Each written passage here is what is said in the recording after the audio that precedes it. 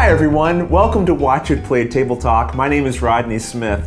In this weekly segment, I propose a gaming-related topic, share my initial thoughts on it, and then invite your responses through the YouTube comments and your own videos that I'll compile into next week's Table Talk Back episode. And that way, we can all participate in the conversation. This time around, I wanted to talk to you about compulsive behavior during gaming. I wasn't exactly sure how to define this, along with my addiction to cardboard and plastic. When playing a game, as it relates to components, I believe I have a heightened sense of vigilance. Let's go to the table and I'll give you a quick example. Okay, so in this fictitious game that I'm playing with my three imaginary friends, we have a shared discard pile. And each of us are going to take one card from our hand and discard it here.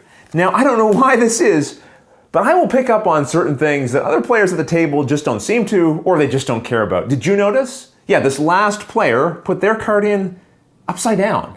Why'd they do that? I mean, everyone else put it the same way. They're not seated upside down to the deck. So, you know what? They probably just weren't paying attention. Even I could do something insane like that once. I wouldn't do. They've done it again. They've done it a second time. Okay.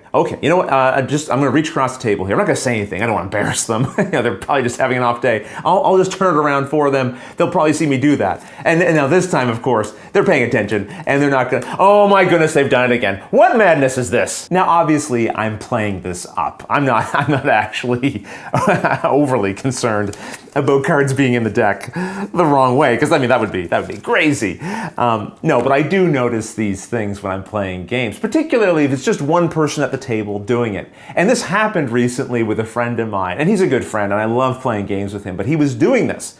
And so I did joke with him, but I said, you notice you're putting your cards in upside down and nobody else is doing this. And he was like, oh, you know what, I wasn't even paying attention. Don't worry, I got this.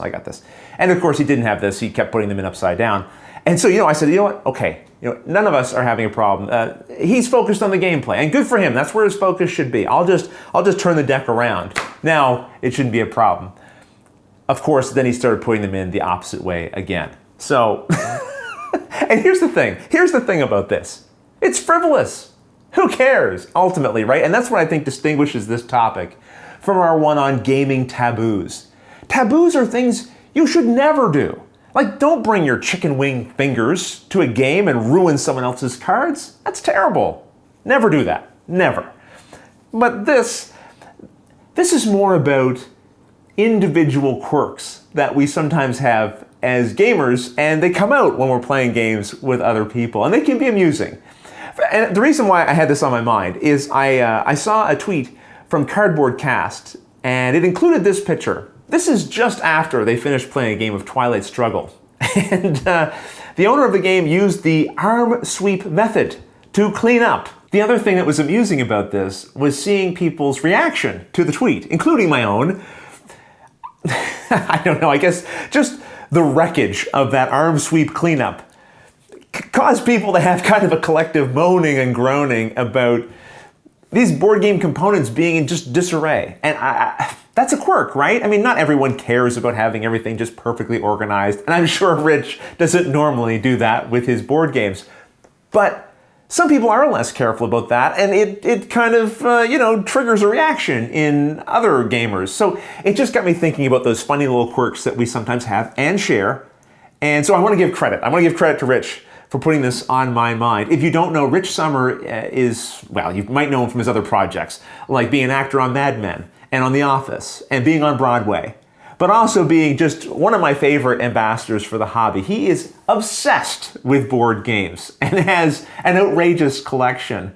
If you don't know already, he now has a podcast called Cardboard, and he's released a couple of episodes already, and they are fantastic. Do check them out. I'll put a link in the description of this video so you can subscribe, and I'll also put his Twitter handle there so you can follow along with his other online board gaming shenanigans. So do you have a board gaming quirk, or know somebody who does? Or just think this whole thing is nonsense? Let us know about it in the comments below. And if you'd like, you can also record a 2-minute video, maybe talk about or even illustrate a quirk that you do or experience. Some people have been sending me their videos through a Dropbox or Google Drive link. That's fantastic because then I have the original video and it's usually quite easy to work with and also allows us to retain the quality of the video when I edit them into the Table Talkback episodes, which I hope you'll come back for. So until the next episode, thanks for watching.